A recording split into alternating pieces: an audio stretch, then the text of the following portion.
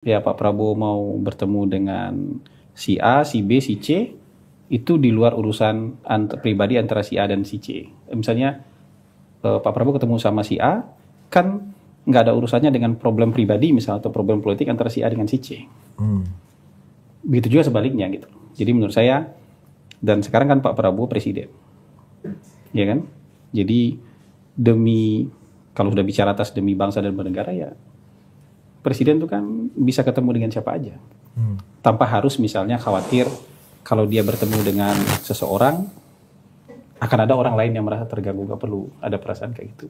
Dan menurut saya juga dari sisinya Pak Jokowi dan Ibu Mega juga punya pemahaman yang sama. Tiga-tiganya pernah jadi presiden. Bismillahirrahmanirrahim. Assalamualaikum warahmatullahi wabarakatuh. Kembali lagi bersama saya di channel Perisai Nusantara TV. Kode nasi goreng yang kemudian diisukan oleh kader-kader partai PDI Perjuangan yang akan dibuat oleh Ibu Megawati untuk Bapak Presiden Prabowo Subianto itu menjadi kode untuk kemudian melakukan agenda pertemuan Ibu Megawati dengan Bapak Presiden Prabowo Subianto. Apakah agenda pertemuan ini akan menjadi barter terkait tentang kasus Hasto yang kemudian ditetapkan sebagai tersangka oleh KPK, ataukah ini akan menjadi momentum untuk mengamankan diri Ibu Ketua Umum PDI Perjuangan Megawati Soekarno Putri atas agenda Kongres PDIP yang akan dilaksanakan di bulan April mendatang? Dan terkait tentang adanya omon-omon yang kemudian disampaikan oleh Refli Harun ketika Ibu Megawati berhasil masuk ke Kabinet Merah Putih dan bertemu dengan Bapak Presiden Prabowo Subianto, maka Mas Gibran Rakabuming Raka akan diganti Wakil Presiden oleh Mbak Puan Maharani.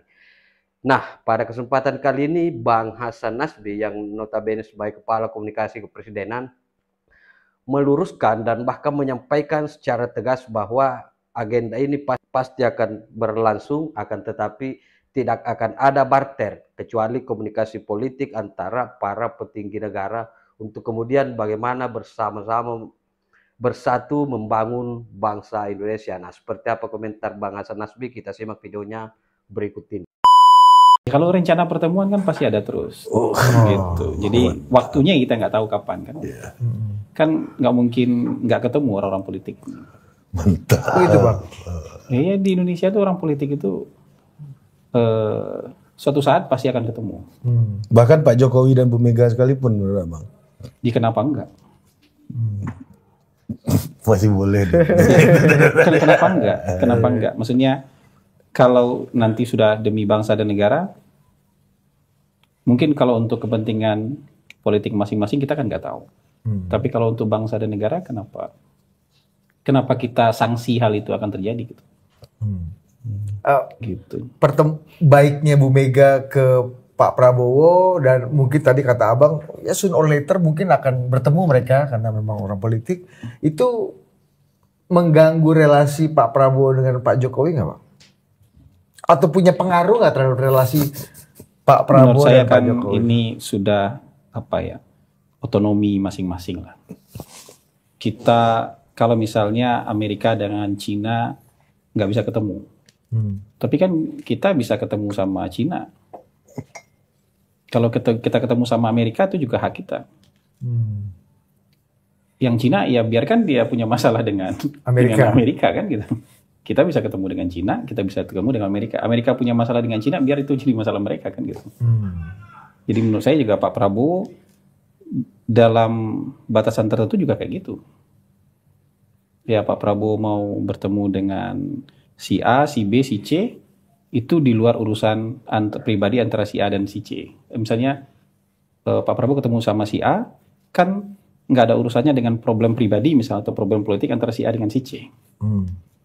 Begitu juga sebaliknya gitu. Jadi menurut saya, dan sekarang kan Pak Prabowo presiden, ya kan? Jadi kalau sudah bicara atas demi bangsa dan bernegara, ya presiden itu kan bisa ketemu dengan siapa aja, tanpa harus misalnya khawatir kalau dia bertemu dengan seseorang akan ada orang lain yang merasa terganggu. Gak perlu ada perasaan kayak gitu. Dan menurut saya juga dari sisinya Pak Jokowi dan Ibu Mega juga punya pemahaman yang sama. Tiga-tiganya pernah jadi presiden. Jadi nggak akan ada soal itu menurut saya itu yang kayak gitu-gitu. Jadi orang kan sering bikin konspirasi aja. Kalau ini ketemu maka ini akan marah. Itu kan urusan pribadi orang. Urusan mereka masing-masing. Tiga-tiganya pernah jadi presiden. Dan pasti sudah sampai di level bahwa bisa memahami kalau orang lain bertemu dengan ketua partai lain, presiden ketemu dengan tokoh politik lain, itu mereka pasti bisa memahami keadaan, keharusan, dan kenapa ini pertemuan itu bisa terjadi gitu. Jadi nggak usah dibikin kecurigaan macam-macam. Berlebihan lah, yang kayak gitu tuh berlebihan. Gitu. Bagus juga analogi Amerika Cina. Lu baru pikir tuh, bener juga. Amerika sama Cina berantem. Kita masuk BRICS sama jadi OECD, Bang. Ya nggak apa-apa kan. Kita juga anggota APEC, kita anggota G20 gitu. Tapi kita juga anggota D8 gitu. Jadi maksudnya kita bisa ikut kemana aja yang kita inginkan, dan ya sama juga dalam politik kira-kira kayak gitu juga lah gitu. Bukannya dalam politik itu menunjukkan kesetiakawanan itu juga sama pentingnya, Bang. Ally kan. Kita kalau kata Ari bagus banget dia bilang, kalau kita nggak punya musuh, apa kita banyak gimana sih bahasa lo? Kalau kita nggak punya musuh sama aja kayak kita nggak punya teman. Kalau lu baik sama semua orang ya artinya lu juga belum tentu nggak ada maknanya. Nggak ada maknanya, gitu Bang. Ya ini kan bukan berarti kalau misalnya saya nggak setuju dengan terminologi permusuhan. Tapi karena bersama dalam pemerintahan atau enggak itu mungkin bisa jadi ada orang yang memposisikan diri di luar pemerintahan, ada orang yang bersama di dalam pemerintahan. Tapi kan lagi-lagi itu yang saya bilang, dalam politik itu fleksibilitas itu termasuk juga perasaan-perasaan itu kan nggak bisa dibawa kaku. Caimin Menko loh sekarang. Iya. Iya benar. Maksudnya? Iya. Penantangnya Pak Prabowo ya. Iya, Menko kok sekarang gitu. Jadi yang kayak gitu-gitu kan contoh-contohnya sudah banyak gitu. Kenapa kita harus meributkan? Sudah ada contohnya kok. Iya. Dulu jadi kayak gitu-gitu. Pak Jokowi sama Pak Prabowo dulu kan ya Bang ya. Iya, Pak Jokowi dengan Pak Prabowo 2 kali berlawanan.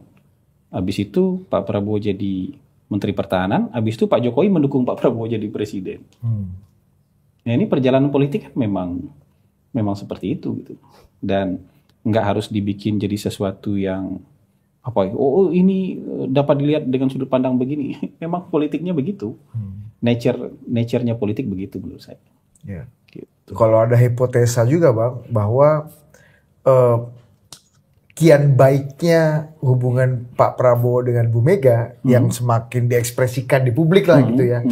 Itu at least oleh Bu Mega oleh Bu Mega terakhir. Dan Abang juga mengekspresikan juga yang baik kan bahwa ini nggak ada masalah. Media juga mengungkapkan itu. Itu juga ada trade off politik hukum yang berkonsekuensi pada posisi Sekjen PDI gitu dalam kasus hukum ini. Kan orang jadi bener-bener Bang, wah ini trade off-nya begitu dipuji, ada rencana baikan, kok yang ini idle gitu. Apa yang menimpa Sekjen? Kalau itu saya menggunakan hak untuk tidak mau ikut campur dalam urusan hukum ini. Ya itu pasti. Ya jadi kita pisahkan saja bahwa dalam politik itu perlu dibangun komunikasi, itu harus. Bahwa dalam politik berbangsa dan bernegara kita butuh stabilitas supaya roda pembangunan ini bisa bergerak lebih cepat. Itu juga sebuah keniscayaan. Nah, komunikasi ini kan lebih ke membangun stabilitas politik. Supaya juga roda pembangunan, apa yang ingin dicapai oleh pemerintah itu bisa berjalan lebih baik. Saya cukup sampai di situ saja. Jadi kalau ada orang yang mau menghubung-hubungkan dengan hal-hal yang lain, biarkan orang lain yang mencoba menganalisis sampai ke sana gitu. Karena takutnya itu kan juga bisa dihubung-hubungkan. Banyak hal yang bisa dihubung-hubungkan nih dalam politik itu. Tapi kita lebih baik bicara kepada hal yang sifatnya yang prinsip-prinsip aja, yang betul-betul bisa dibaca aja. Yang betul-betul bisa kalau dibaca itu aja. sumir lah itu Bang ya. Proteksi politik untuk kasus hukum itu kan sumir kali Bang. Nah, ini kan berteori kita membuktikannya susah gitu. Berteori. Cuma ramenya kayak gitu Bang. Ya banyak hal yang rame ya. Banyak hal yang rame itu kadang-kadang justru kenapa itu rame? Karena itu sumir tadi itu. Karena membuat orang bisa membuat konspirasi macam-macam, makanya jadi rame. Jadi yang sudah jelas-jelas ini jadi kelihatan gak rame. Kenapa? Karena memang sudah jelas. Nggak ada lagi yang bisa dibaca nih kalau sudah jelas itu. Makanya ya tapi dalam politik begitu. Itu masuknya DFK juga tuh Bang berarti. DFK apa? Kemungkinan besar akan jadi DFK. Gitu. DFK apa Bang? Disinformasi, fitnah, kebencian. Kemungkinan besar itu bisa mengarah ke DFK yang kayak gitu. Jadi saya nggak melarang orang berteori, berspekulasi. Tapi kalau yang dari saya tentu yang jelas-jelas aja lah gitu. Yang pasti-pasti aja kalau mau dijawab. Kalau kita ikut berteori, masa kantor kepresidenan berteori? Tapi bahwa presiden itu memang punya sifat dan keinginan untuk merangkul, itu beliau nyatakan, itu clear, itu bisa disimpulkan gitu Bang. Bahkan misalnya kalau tidak harus masuk ke dalam juga, tapi komunikasi kebersamaan itu menurut saya itu penting.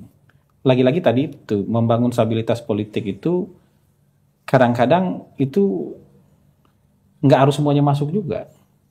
Tapi dengan komunikasi yang baik, ada saling mengerti ya antar kekuatan-kekuatan politik itu juga bisa untuk membangun stabilitas politik. Jadi yang keluar nanti itu misalnya dari orang yang memutuskan untuk tidak bersama pemerintah misalnya dalam pemerintahan. Dia bukan menyandung, bukan menghalangi, tapi mengkritik untuk memperbaiki.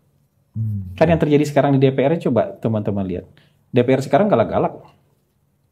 Maksudnya kritis-kritis gitu. Detail itu.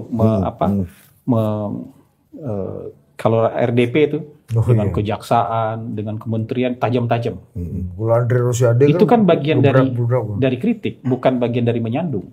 Bukan bagian dari memblokade gitu, memblokir.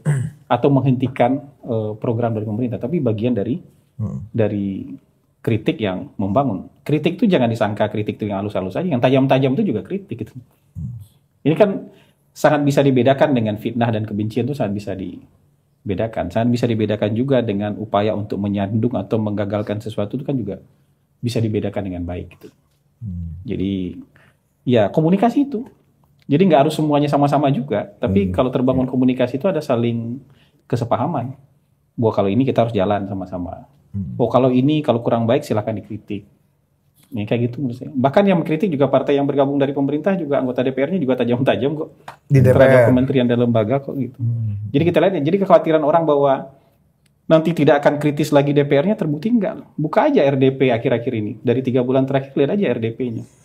Tajam-tajam semua gitu. Dan itu bahkan ketajaman-ketajaman itu kita dapatkan dari partai yang nyata-nyata bersama pemerintah kan gitu.